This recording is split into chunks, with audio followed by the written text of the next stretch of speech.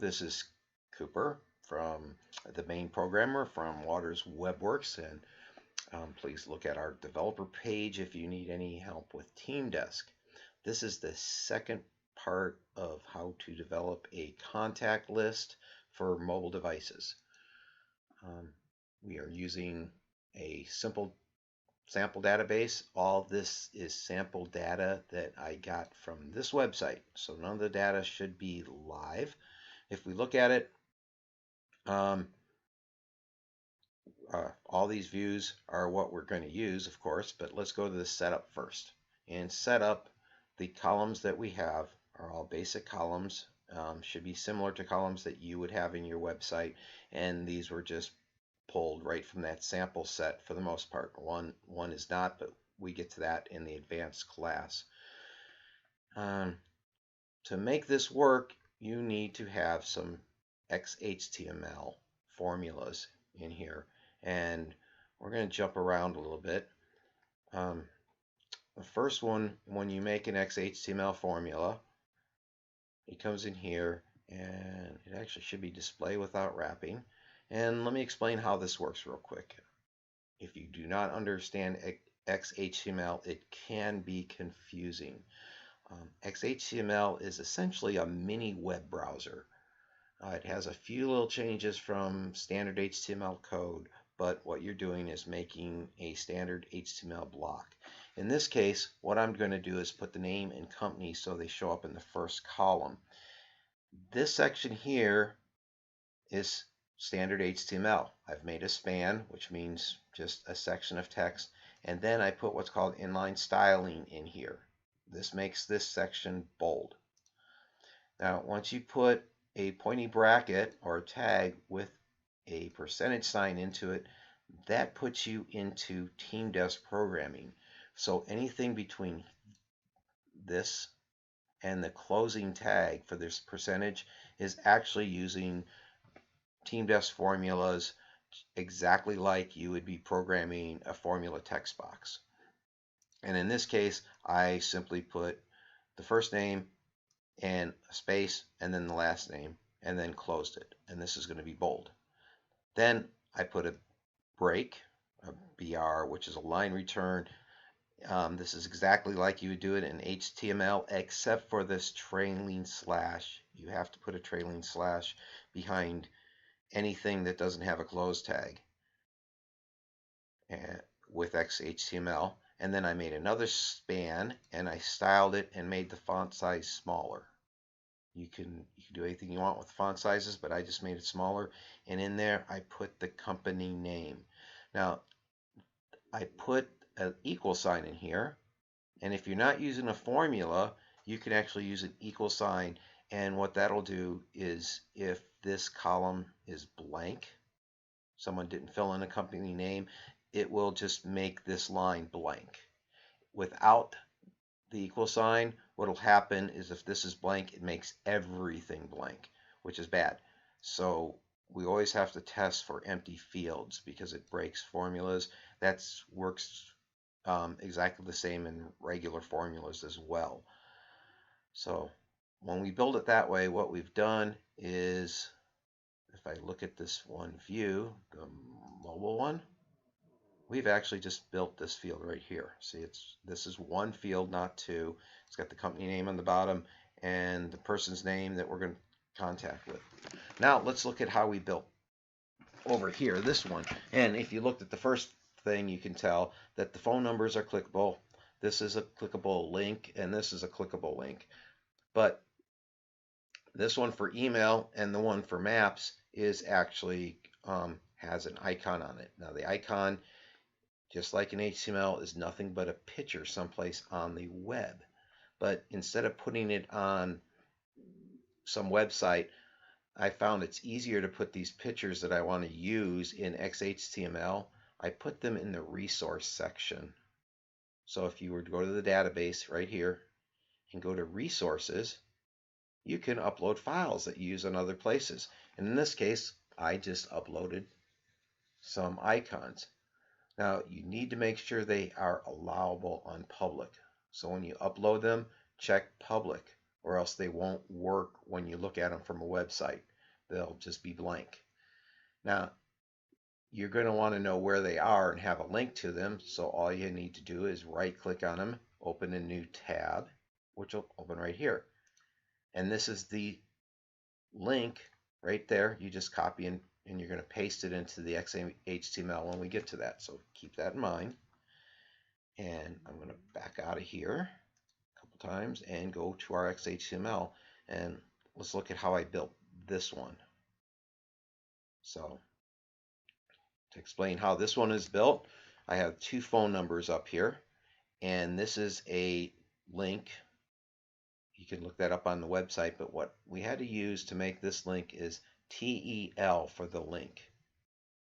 So if it was like linking to a web page, it'd be HTML. This needs to be TEL, which works with cell phones, and which is where we're focusing on it, and it makes the link clickable and open up as a phone number.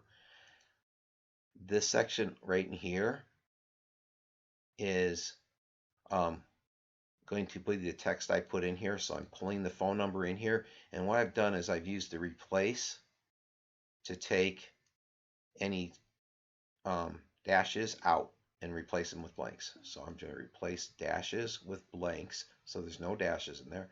I use the NZ command. You can look it up in the formula, but what it essentially does is return a blank if this is blank. So it's an important command. If you don't use this and someone didn't put the phone number in, what happens is your whole field turns out blank. In this case, what will happen is just this will stop working.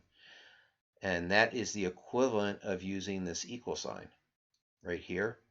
But since we're using a formula inside of the TeamDesk brackets, the equal sign doesn't work. But for the second where I display the phone number, I can use the equal sign and display the phone number. Unless it's blank, then it displays nothing. And then I close up my link. And that's all there is to making it. So I made a telephone link, a second telephone link. Then, because I want my icons, I'm going to jump back out here. I want these two icons to be spaced evenly. If I don't do it like I did, they tend to crunch over and get right on next to each other, and then they're very hard to click or tap. So what I did is I put them inside of a table. I made a table that was width 100% and made a table row. Down here I closed the table row. And then what I did is made two columns. The TD in HTML stands for column. So I made one column here, which is where I'm going to put the email, and then another column where I'm going to put the map icon, but I aligned this one to the right, so it shoves it over to the right side and leaves some space in between them. It's kind of a cheaty way to do it, but it works fairly well and works really well with TeamDesk. And then I just built a link, and I used the email. If there's an email address in there, notice I used the equal sign. And then instead of putting text, I put an image in. See, and then I built the image. So if the email is null, I'm going to put no image. It's going to be blank. If it's not null, then I'm going to put the little image that I got there, and I'll just pasted what I had up here. That's all there is to it. Then I made the next one, and I made the next one just like it. So that's how I did it. Make sure that you're displayed without wrapping. That's helps the view work right. Sometimes it will wrap anyway, but display without wrapping helps a lot. I save that, and that's how I have this view. Now what we want to do is build this view and then put it on the web. So what I'm going to do is go back in here, and I'm going to go to Views and Customize Existing Views. And I want the embedded one. This one's for the next class. This one's for now, the embedded one. Okay, mobile contacts embedded. And all I do is do custom columns, and I put the name and mobile links first. Down here, I told it to display all the records. And then I enabled editing. Impersonate as is important when you do roles. So if certain people aren't supposed to see things, you're going to have to pick the roles the most. Mostly you would have a public user, but I'm the only person here, so that's what you get in the sample. And then it makes this special script right here, and that's unique to this view. So you need to clip it from each view.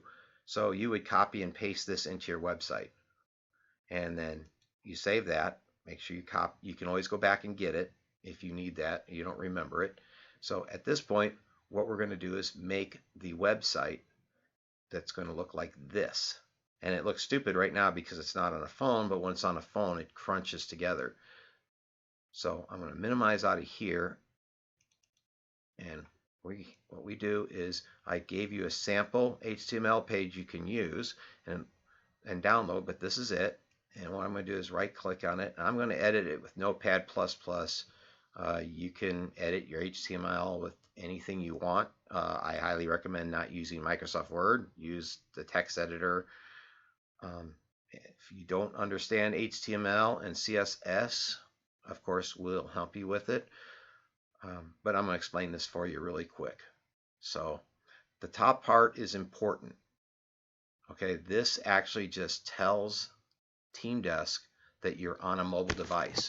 The reason that's important is because if TeamDesk detects that you're on a mobile device, what it will does is it removes the column off to the side here. So I actually told it that it was a mobile device by using that, and if you notice, the black column that shows the views has disappeared. That's what makes that happen, is saying it's in a mobile device. The viewport I put in because it seems to help, especially Apple devices. It might not be necessary, but if I didn't put that in, it puts big margins on each side when I use it. So this tends to make the margins go away. This is your title that shows up in the top. This section down here, all this down here, that has to do with the favicon that comes up, and so that's all necessary. And it's like, oh, very confusing, but it's not really hard to do. What you have to do is, of course, make your icon in a certain size. But then what I did is I came to this page, which I'll put a link in this instructions for it, and used it to make the what am I thinking, Robert? It makes the HTML code for you, so you just cut and paste it in, and then when you put it up on your website, you just put all the files in the same place where you put the contact. See, here's my contact file, and I just put everything in here. So that will make this right here, the favicon, actually show up to whatever you want it to be. So that's what that section's for right here, and you'll change that using that website if you want to. Otherwise, it won't look very pretty. This next section is the style, and you can actually style how things look. In this case, let's say you don't want to have this border on here. Sorry, this one right here. This gets in the way on a phone. You already know that you're looking at the mobile contacts list, so you really don't need it to say that. Well, we can change that right here. I already made the code for this, but this code is for my database only. You'll have to change it for yours, but I can just take these. These are how you make a comments inside of style sheets. They changed it. You make comments this way in HTML, and you make comments this way into style sheets. It's a geek's way of making life miserable for anyone who wants to learn. So I save that, and then I can go over here and refresh it. And look, it's gone. So you can change the colors of things and stuff using that style sheet. Styles are not as scary as they seem to be once you learn them. So go look how to do style sheets, and you can put them in here. And then right down here is where you put that code that we got from the view. That's all it is. Once you do that, you can actually practice view it on your computer, but it's not going to be available to anybody until you have some place. This is my web server, so you have to have a web server to put it on. But what we've been looking at right now is just sitting on my computer. So I just double clicked on that and it'll show it to you on your computer. But of course, the favicon will not work unless you put them all, the files, in the same folder that you have the HTML file in. And that's it for making that little view. And once you're done, of course, you have the view. People can click on it. I'm thinking if there's anything else to do on this one, and nope, this one is, we are complete on this one. So look forward to the next class where I'll show you how to make it so you can actually use it for,